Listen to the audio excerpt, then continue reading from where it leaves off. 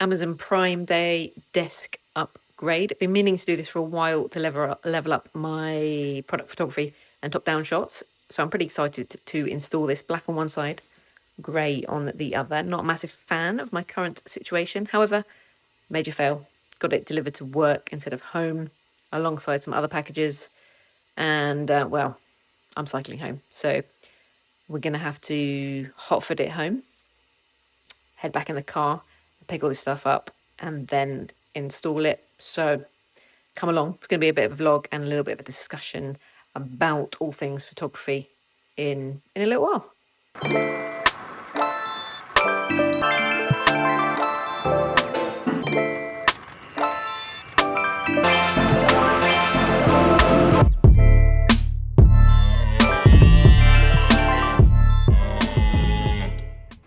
Quick pit stop here in the park on my way home. It can't be helped. I'm loving the iPhone 17 Pro for my kind of like commuting photos. It's the deer cull at this time of year, kind of like October time, and especially in the mornings it looks awesome. I got some really nice shots this morning with all the mist and the steam coming out of their mouths. They're noisy, they're really noisy, so it's kind of cool having that zoom, because trust me, you didn't want to get too close to these grumpy monkeys. So a couple of shots and I'll keep pedaling.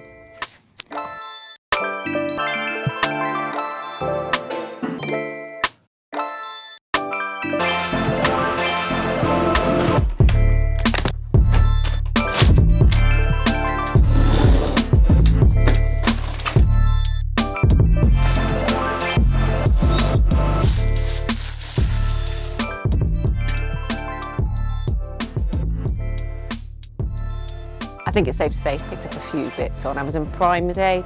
Have to be honest, other than the desk mat, which I still have to go back to work and pick up.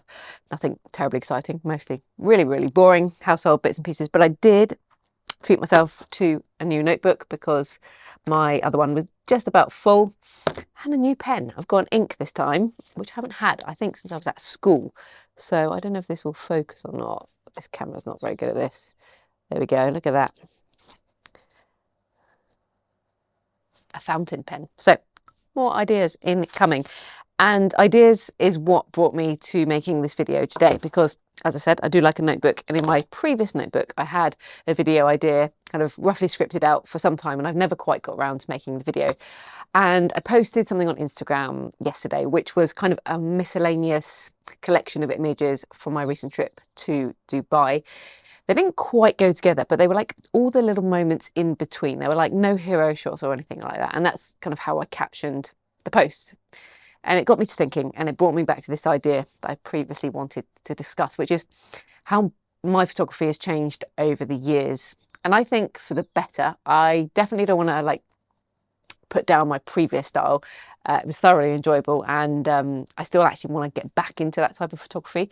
But I just think it's quite interesting, the evolution of my style and kind of mindset behind photography. And I just thought it'd be interesting to share, and if you have any kind of insights as well, just drop them down below, because I used to find myself chasing always the hero shot, and I had all the gear, like I still have all the gear, but I had big gear, like the more kind of bits and bobs to carry and set up, the better.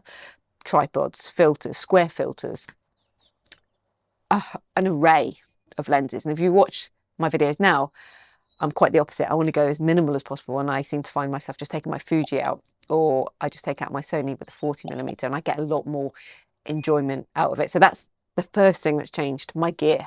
I carry so much less, and I found it much more freeing in recent times. It actually stopped me taking a lot of photos, I think, back in the day, because I had everything, and I had a bit of decision fatigue. I had so much stuff with me, I kind of overthought it, or I didn't even take it out with me, especially on trips and things like that. And I certainly did not take cameras like on day-to-day activities. That brings me on to the next thing. I went out for those hero shots only. I went for big landscapes, and I was more into landscape or cityscape photography then. I'm not now.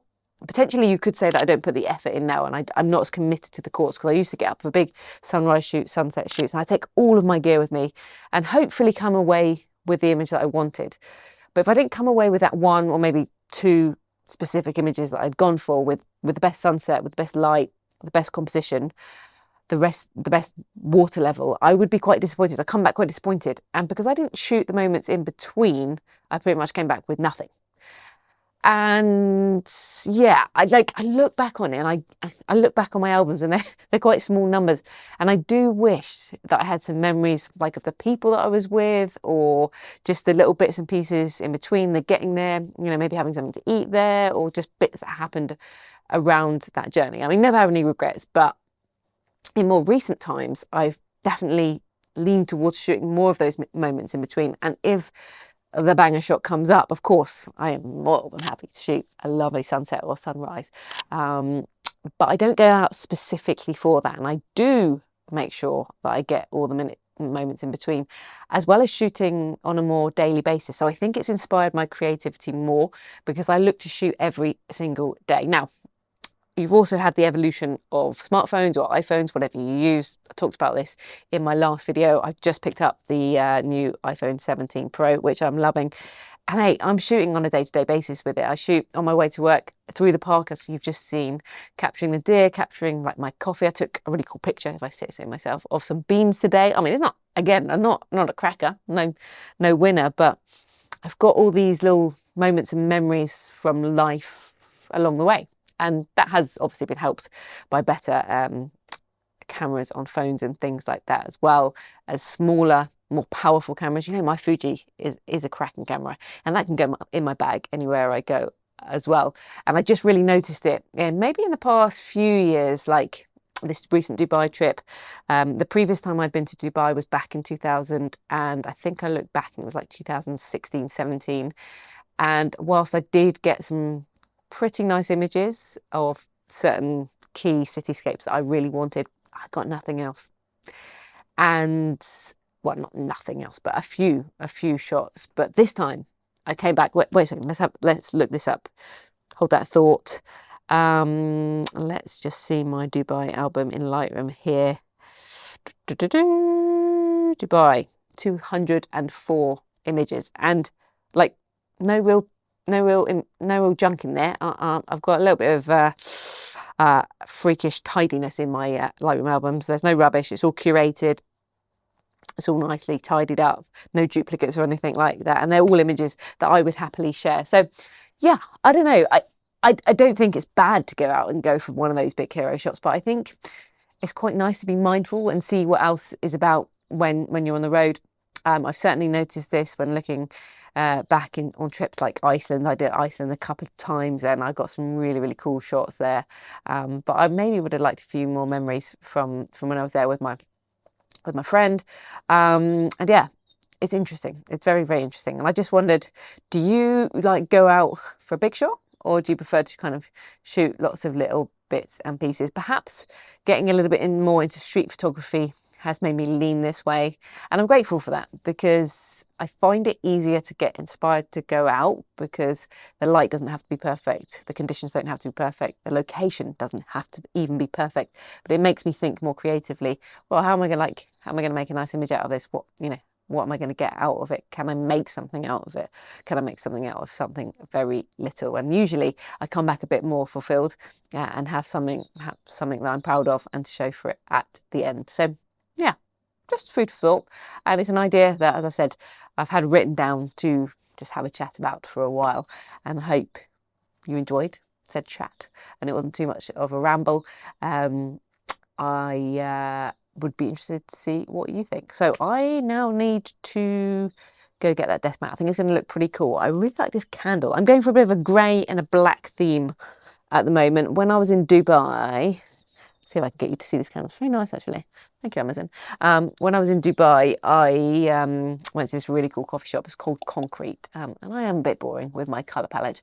But it did inspire me for that whole like light tone, grey, white, black thing. So I think the mat with a nice candle, a new notepad. I'm feeling creatively inspired, if you cannot tell. So I'll probably put a few photos up here. You'll maybe have seen some of my older landscape photos, which has actually inspired me to go and do a bit of that as well. And of course, some in the park with the new iPhone. Did even vlog a little bit when I was out there in the park on the iPhone. So hopefully it looked and sounded okay. Drop me a comment down below, and I will look forward to seeing you in the next video. Ooh, got to go get the desk mat. So I'll put a clip at the end and show you what it looked like, just in case you were in suspense to know what my desk setup looked like. But I'm sure there'll be lots of product photos coming soon with that featuring heavily.